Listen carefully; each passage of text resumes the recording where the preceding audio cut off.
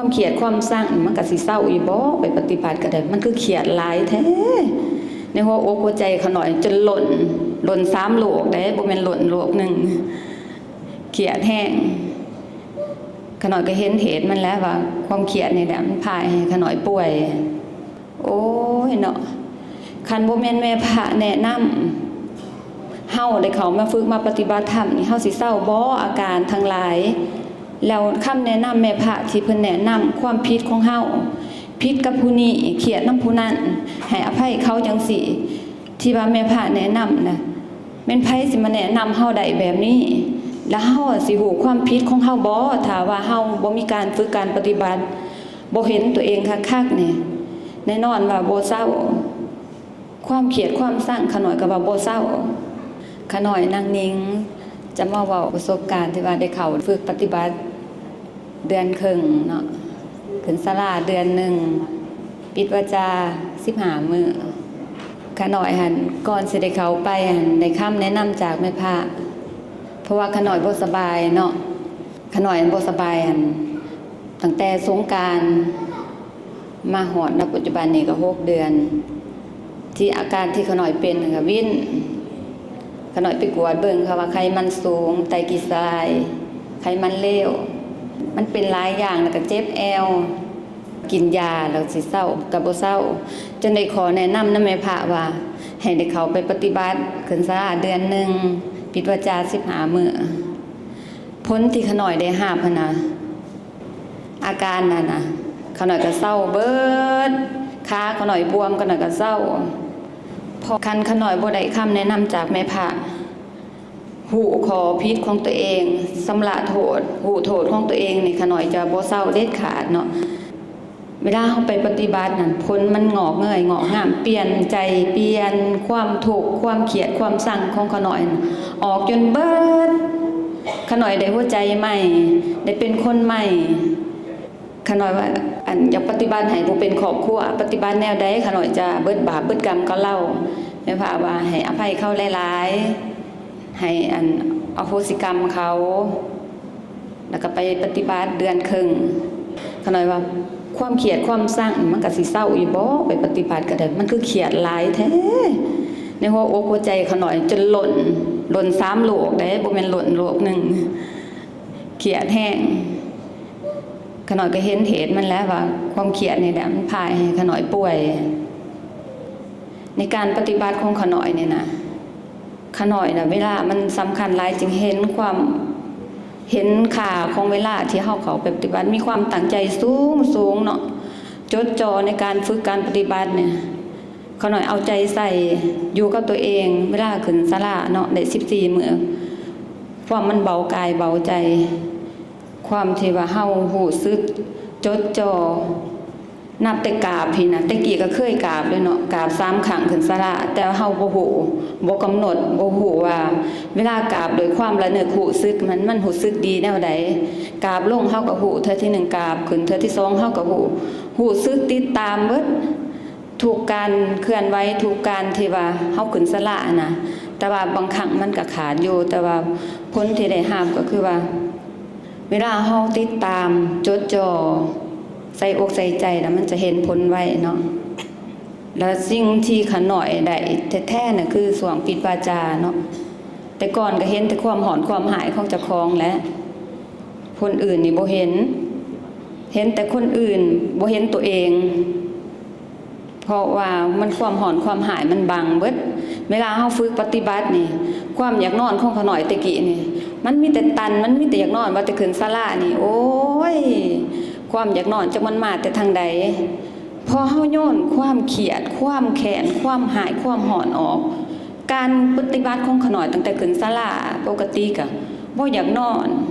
ขน่อยก็แปลกอยู่ได้ว่าเป็นหยังการปฏิบัติของขน่อยคือว่าความอยากนอนตะกี้ขน่อยคิดว่ามันจะถอนออกบ่ได้เนาะอันว่าแต่ขึ้นศาลานี่ตะกี้นี่นั่งฟังธรรมนี่มันบ่ฮู้เรื่องโลดตันโลดจักเป็นเพิ่นเว้าอีหยังบ่ฮู้ความอยากนอนหั่นน่ะแต่เฮาขึ้นศาลาแบบตอนนี้น่ะฮู้ความผิดของเจ้าของใส่อกใส่ใจแล้วก็ระลึกจดจ่อแล้วความเครียดความหายเฮามันออกไปหัวใจของเฮามันเปิด การฝึกการปฏิบัติธรรมของเฮามันจะเห็นผลการอยากนอนของขน่อยนี่มันหายไปแล้วการที่ว่าเขาปิดวาจาแห้งเห็นความผิดของเจ้าของคักมันส่งต่อเวลาเฮานั่งสมาธิเฮาจะหายใจเขาหูซึกตัวทั่วพร้อมทั่วห่างกายเขาหน่อยมันมีความพร้อมเวลานั่งสมาธิเนาะมันจะอยู่นิ่งๆอยู่กับตัวเองเวลาเดินจงกรมคือกันหรือว่ามีการยืนนิ่งมันมีอาการแบบใดติดตามจดจ่อคันว่าบ่ได้แท้ๆให้พิจารณาห่างกายขนผมเล็บลึกๆเข้าไปตับไตหัวใจใส่ปอดของเขาหน่อยลงกับเขาจะอยู่กับเฮาดห่างกายจะส่งต่อเขาจะมีความดีใจใส่อกใส่ใจเฮาคือกันเพราะว่าเฮามีการใส่ใจเขาก็ส่งสัญญาณส่งความดีออกได้หลายอย่างแม้แต่เฮาจะคิดผิดเว้าผิดส่งความผิดใดๆก็อย่าเขาจะมีอาการหรือมีความดีส่งตอบเฮาให้หยุดหน้าที่เจ้าคือหยังจะมานี่เพื่อหยังอยากรู้จักผลบ่